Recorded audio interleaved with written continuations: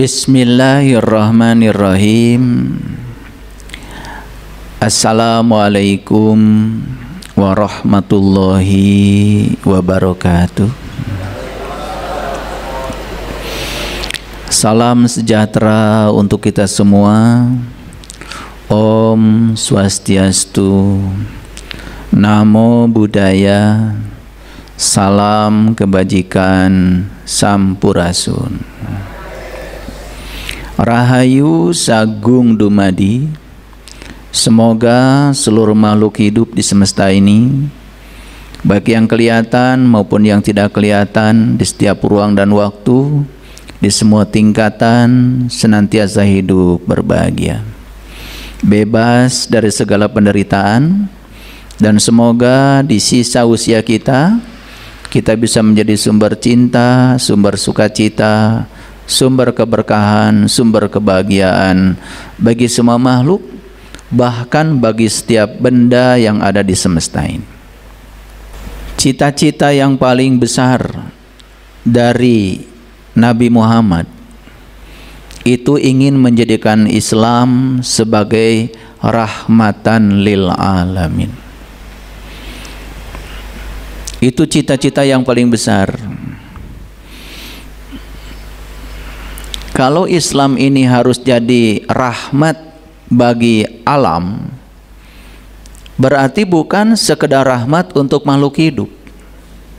Karena alam itu bukan sekedar makhluk hidup, bukan sekedar manusia, bukan sekedar binatang, bukan sekedar tumbuh-tumbuhan. Alamin itu dari kata alamat. Alamat itu adalah ciri bahasa Arab. Jadi alamin, rahmatan lil alamin. Rahmat itu artinya cinta. Alamin itu segala sesuatu yang mencirikan keberadaan Allah, bukan sekedar makhluk, bukan sekedar pepohonan, bukan sekedar hewan, tapi semua benda-benda yang mencirikan bahwa Allah itu ada, termasuk bumi, matahari, planet, tanah, air, api, udara, ruang kosong, itu semua adalah alamin itu. Karena banyak yang lupa bahwa agama Islam itu dibawa oleh Nabi Muhammad untuk menjadi rahmatan lil alamin. Ada yang bertanya sama saya, kenapa saya memberi salam pada semua orang yang berbeda keyakinan? Saya ingin menunjukkan bahwa sebetulnya Islam itu rahmatan lil alamin. Jadi kalau ada orang yang melarang saya memberi salam pada orang yang berbeda keyakinan, itu sudah melanggar cita-cita Nabi Muhammad sendiri. Saya memberi salam pada orang lain yang berbeda keyakinan, kan saya tidak mengubah keyakinan saya. Saya menyampaikan selamat hari ibu juga, saya tidak jadi ibu-ibu. Betul nggak?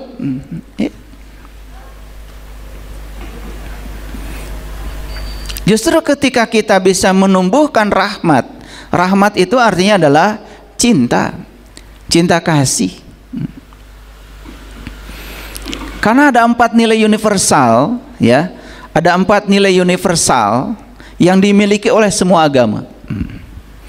Dan 4 nilai universal ini disebut sebagai dasar moderasi beragama. Nilai universal yang pertama adalah kasih sayang. Tidak ada satu agama pun yang datang ke dunia ini tidak mengajarkan kasih sayang. Semua mengajarkan kasih sayang. Nilai universal yang kedua yang dibawa oleh semua agama adalah nilai-nilai perdamaian. Perdamaian. Dan saya yakin semua agama, siapapun pembawanya, pasti mengajarkan kedamaian. Tidak ada agama yang mengajarkan berperang, tidak ada agama yang mengajarkan membunuh orang, tidak ada agama yang mengajarkan melukai orang, merendahkan orang, tidak ada. Jadi jangan salahkan agama. Yang salah itu penganutnya tidak mengerti esensi agama. Yang ketiga, nilai universal dari semua agama adalah kesetaraan. Bahwa semua orang itu setara. Tidak ada yang lebih istimewa dari yang lain. Semua makhluk juga setara. Sama pentingnya dihadirkan Allah di semesta ini. Kangkung penting nggak? Penting. Genyer, salada, timun, mereka tuh penting semuanya. Kan tidak ada yang dihadirkan di semesta tidak penting. Kita lupa bahwa kita mengatakan diri kita lebih mulia daripada makhluk yang lain, sehingga kita dengan sewenang-wenang ya memperlakukan makhluk yang lain di luar diri kita semaunya kita, sehingga tidak ada penghormatan pada makhluk yang lain. Itu kan masalah kita sendiri.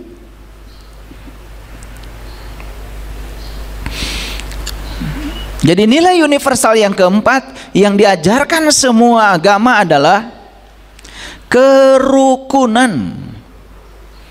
Tidak ada agama di semesta ini yang tidak mengajarkan rukun. Jadi ada 4 nilai universal yang diajarkan semua agama. Yang pertama adalah kasih sayang, yang kedua adalah perdamaian, yang ketiga adalah kesetaraan, dan yang keempat adalah kerukunan. Allah sendiri yang mengatakan, ya, inna akramakum indallahi atqakum. Memang ada keistimewaan dari Allah. Manusia yang paling mulia bagi Allah adalah mereka yang bertakwa. Nah, itu harus dimengerti takwa itu apa. Takwa itu hurufnya aja ada 4. Yang pertama tawadu. Tawadu itu rendah hati, gak sombong, tidak merasa dirinya lebih dari yang lain. Tawadu itu mengajarkan kesetaraan. Yang kedua qop itu qanaah. Qanaah itu artinya ya bisa menerima segala dualitas dalam kehidupan ini apa adanya. Kan kita diajarkan setiap habis sholat mengucapkan salam. Coba sadari, coba selesai kita sholat, kita mengucapkan salam ke kanan, dan kita juga mengucapkan salam ke kiri. Menoleh ke kanan assalamualaikum, kemudian menoleh ke kiri assalamualaikum. Sadar nggak kita? Artinya kanan dan kiri diberi salam yang sama. Apa salam itu? Kan salam itu artinya damai. Jadi kita siap menerima kanan dan kiri dengan damai yang sama. Bisa menerima orang baik, orang yang tidak baik menurut pandangan kita dengan damai yang sama. Karena mereka sama-sama penting.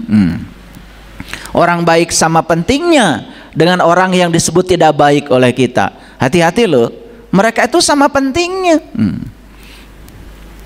Tidak bisa kita ingin listrik positif aja. Karena kalau listrik positif saja, tidak ada negatifnya, nggak nyala lampu. Kita harus bisa menerima positif dan negatif apa adanya. Itu namanya qanaah. Dan kalau orang sudah qanaah, bisa menerima semua orang apa adanya. Kan orang juga akan nyaman bersama kita. Coba. Yang ketiga, wau, takwa, ada waunya situ. Wau itu dari kata waro. Waro itu artinya apa? Waro itu memiliki rasa malu oleh diri sendiri, rasa malu oleh sesama, lebih jauh lagi punya rasa malu sama Allah. Di dalamnya ada kata kunci dalam rasa malu itu yang disebut dengan syukur. Dan yang terakhir alif. Alif itu artinya ikhlas. Saya yakin ya, apapun agama orang, siapapun mereka, kalau dia itu tawadu, waro, qanaah, dan ikhlas, pasti akan mencerminkan aura positif itu. Akan mencerminkan energi dengan vibrasi dan frekuensi yang tinggi. Dan pasti akan menyenangkan. Ya. Oleh karena itu kita bersyukur hari ini kita masih diberi kesempatan untuk belajar. Belajar meningkatkan kualitas hidup kita supaya kita jadi sumber kebahagiaan bagi siapapun. Setidak-tidaknya mulai sekarang coba tekadkan, saya harus menjadi sumber kebahagiaan bagi diri saya, bagi keluarga saya. Itu aja dulu. Karena saya yakin kalau semua keluarga di semesta ini sudah bahagia, dalam sekejap bumi ini jadi tempat yang membahagiakan. Jadi saya ingat kata-kata Bunda Teresa. Beliau mengatakan, kalau kamu ingin berkontribusi mendamaikan dunia, sederhana. Pulang ke rumah dan sayangi keluargamu. Itu kata-kata yang sangat tinggi nilainya. Sederhana. Karena memang orang-orang yang sudah mencapai pencerahan, yang sudah mencapai kesadaran, kata-katanya itu nggak muluk-muluk. Sederhana tapi paten. Kalau kamu ingin berkontribusi mendamaikan dunia, tidak usah bikin ormas, tidak bikin organisasi, tidak usah bikin pondok pesantren, nggak usah bikin sekolah. Pulang ke rumah, sayangi keluargamu. Keren nggak?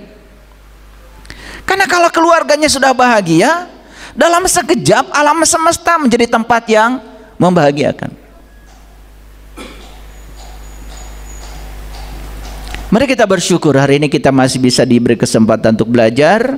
Kita puji Allah atas anugerahnya bersama-sama membaca hamdalah. Alhamdulillahirabbil alamin.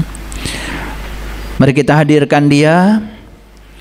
Kita rasakan, kita sadari kehadirannya dalam diri kita. Dia tidak pernah meninggalkan kita. Kita mohon juga ridhonya, kita mohon berkahnya. Semoga ilmu yang akan dialirkan semesta hari ini kepada kita, baik yang hadir di sini maupun yang live, ya, sedang online di rumahnya masing-masing, mendapatkan berkah dari kajian kita hari ini. Mari kita sapa asma Allah dengan kelembutan dan cinta seraya membaca basmalah. Bismillahirrahmanirrahim. Judul kajian kita hari ini adalah penghalang jalan adalah jalan. Nah, judul ini agak berat ya. Berat prakteknya maksudnya. Kalau mendengarkannya sih ringan-ringan saja. Karena selama ini semua yang disebut dengan penghalang jalan oleh kita, oleh yang kesadarannya rendah, itu kan dianggap sebagai penghambat. Padahal semua penghalang jalan itu adalah jalan. Semua yang menghalangi tindakan kita itu adalah tindakan. Kalau nggak percaya, ada jalan raya kena longsor. Karena orang tidak bisa lewat lagi gara-gara ada longsor. Kan banyak yang datang itu. Ada yang ngeruk jalan, betul nggak? Ada yang memotong pohon-pohon yang tumbang. Ternyata penghalang tindakan itu adalah tindakan. Jadi penghalang jalan juga berarti jalan. Oke, supaya lebih jelas, saya akan coba memberikan contoh yang sederhana. Kalau kita membaca kitab suci, ya, kita dengarkan ada Nabi Musa. Nabi Musa bersama Bani Israel. Bani Israel, jangan disempitkan, ya. Karena bahasa Quran itu bahasa yang universal. Quran itu bukan hanya untuk satu kelompok manusia tertentu. Quran itu ya untuk seluruh alam. Makanya di Quran surat Al-Fatihah kita diajarkan Alhamdulillahi Rabbil Alamin. Luas sekali ya.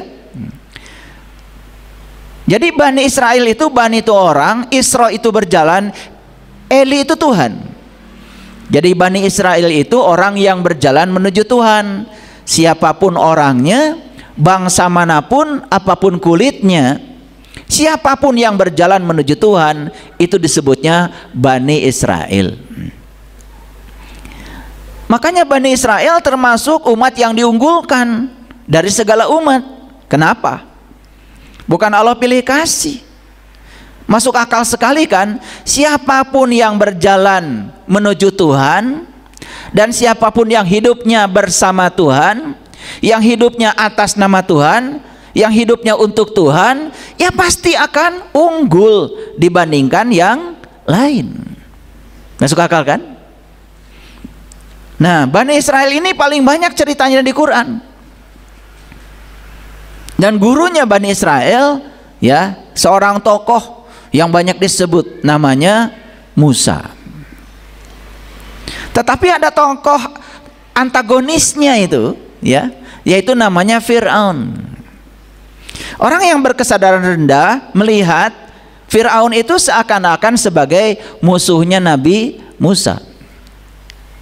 Padahal Nabi Musa sendiri tidak melihat Fir'aun sebagai musuh. Justru Fir'aun itu dihadirkan semesta sebagai mitra. Jadi Fir'aun ini penghalang jalan, tapi sekaligus juga jalan bagi Musa untuk meningkatkan kedewasaan dirinya. Nabi Muhammad terkenal kan dalam sejarah dimusuhi kafir Quraisy. Dakwahnya selalu dihalang-halangi. Perjuangan beliau menegakkan kebenaran selalu dirintangi oleh kafir Quraisy di zamannya. Hati-hati ya. Nah, kita ini para pengikutnya mungkin ada yang belum sadar. Dikiranya kafir Quraisy itu dihadirkan semesta untuk menjadi penghalang jalannya Nabi. Tidak. Itu adalah mitra, sparring partnernya Nabi Muhammad. Dan Muhammad menjadi orang yang kita kenal dengan kepribadian yang luar biasa. Jangan-jangan kafir Quraisy berjasa, betul nggak? Membentuk beliau sehingga memiliki kepribadian seperti yang sekarang ini yang kita kenal. Beliau terkenal dengan keberaniannya. Beliau terkenal dengan kepribadiannya yang akhlakul karimah. Bahkan disebut beliau ini akhlaknya itu sudah akhlaknya Allah. Disebut juga tahaluk bi akhlakillah, cerminan dari akhlaknya Allah itu. Oke. Ini fakta-fakta dulu ya, saya kemukakan supaya kajiannya nanti masuk tuh. Nabi Daud diceritakan di banyak ayat dalam Al-Quran dihalang-halangi oleh Raja Jalut. Nabi Isa dihalang-halangi oleh Yudas Iskariot. Nabi Ibrahim partnerannya itu namanya Raja Namrud. Nabi Nuh dihalang-halangi oleh bahkan putranya sendiri katanya, yaitu Kan'an. Kalau saya membaca teks Quran, sebenarnya Kan'an itu bukan putra secara darah sebetulnya, tapi Kan'an ini adalah muridnya, pengikutnya, ya, yang kemudian keluar dari kapalnya Nuh, ya, tidak mau mengikuti apa kata Nabi Nuh. Dan itu sudah biasa, ya. Di setiap perguruan spiritual, di setiap komunitas, ya memang harus ada yang antagonisnya, ya. Itu bagus itu, ya. Bagus sekali, ya. Nanti akan saya tunjukkan bagusnya. Akan saya tunjukkan bagusnya. Ini adalah fakta-fakta, ya, fakta-fakta dari sejarah. Sekarang kita coba masuk dalam kehidupan kita. Siapa di ruangan ini yang tidak punya kesulitan dalam hidupnya? Saya tidak akan nanya satu-satu, ya. Dari wajahnya juga udah kelihatan. Betul nggak? Oke. Pasti punya kan? Pasti punya tantangan tersendiri dalam kehidupannya. Saya yakin itu.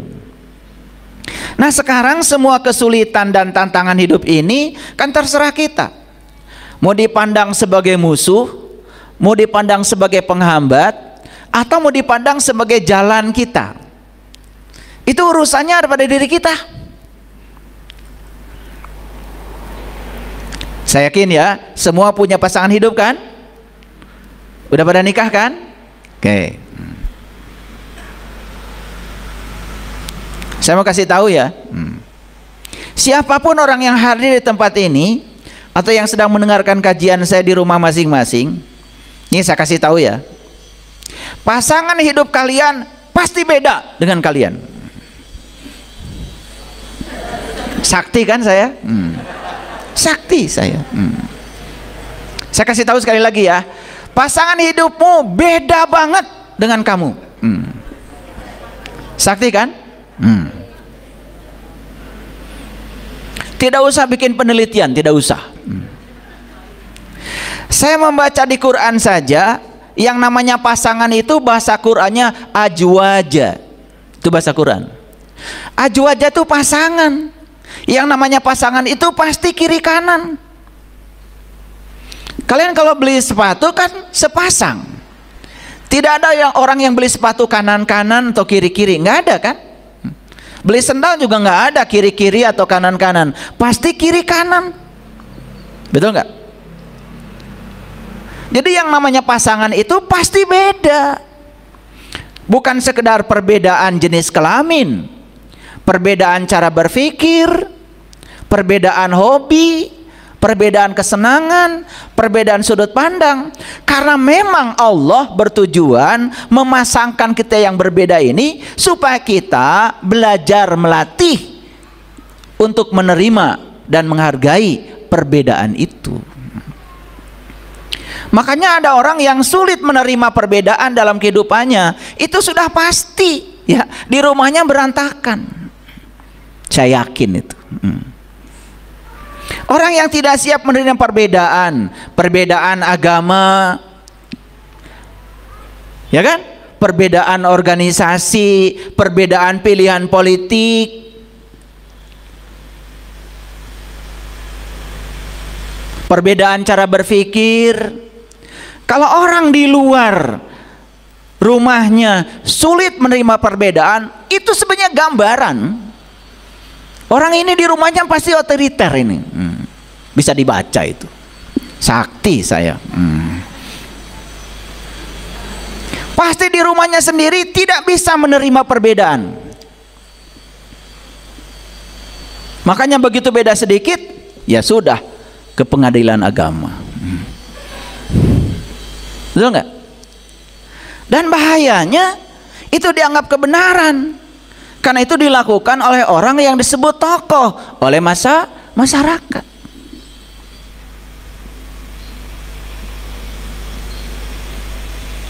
Yang kayak kalian mah nggak masalah, paling cuma rusak keluarganya aja. Betul nggak? Tapi yang namanya tokoh ngasih contoh yang salah, kan rusak semua. Dan dianggap itu sebagai fatwa itu. Terasa ya? Pasangan hidup berbeda? Berbeda ya? Berbeda. Dulu aja waktu sedang pacaran kelihatan sama. Karena dua-duanya sedang menunjukkan diri palsunya. Kan kerasanya 2 minggu setelah itu kan? Betul nggak? Pengalaman saya juga punya pengalaman yang sama ya. Pasti ada kekagetan gitu. Lu kok beda banget, tapi keburu punya ilmu. Ternyata Allah itu menyatukan kita dalam satu kasur yang sama supaya kita ini bisa menjadikan rumah tangga sebagai rumah untuk naik tangga, naik kedewasaannya, naik kesabarannya, naik kebijaksanaannya. Kan itu makanya tidak mungkin kalian dipasangkan dengan yang sama. Nggak ada dalam rumah tangga dua-duanya cerewet, nggak ada. Pasti salah satu cerewet. Ayo buktikan omongan saya. Ya, nggak ada. Hebat ya. Karena dipasangkan dengan yang berbeda, itulah yang disebut dengan kesempurnaan. Tapi manusia dengan pikiran akal bulusnya menganggap kesempurnaan itu kalau dia sama, melanggar hukum alam. Kalau gitu saya mau nanya, pasangan yang jelas-jelas berbeda itu jalan atau penghambat jalan? Yang benar. Jalan atau penghambat jalan? Yang benar. Ini udah masuk ke judul, ini udah masuk ke judul. Saya ini kalau pendekatan pembelajaran saya berbasis masalah. Ini namanya project based learning kalau dalam bahasa dunia pendidikan. Jadi ya problem based learning maksud saya. Jadi pembelajaran berbasis problem. Nah, kita pecahkan problem ini. Jadi yang namanya ngaji, kajian itu bukan membaca, memecahkan masalah. Awas ya. Yang namanya belajar itu bukan menghafal. Yang namanya belajar itu bukan membaca. Yang namanya belajar itu memecahkan masalah. Sehingga keluar di ruangan ini punya cara untuk menyelesaikan masalah. Itu baru keren. Baru belajar itu namanya. Disebutnya juga kajian. Ya, ada nggak yang punya rekan kerja yang menjengkelkan? Ada? Jalan atau penghambat jalan itu?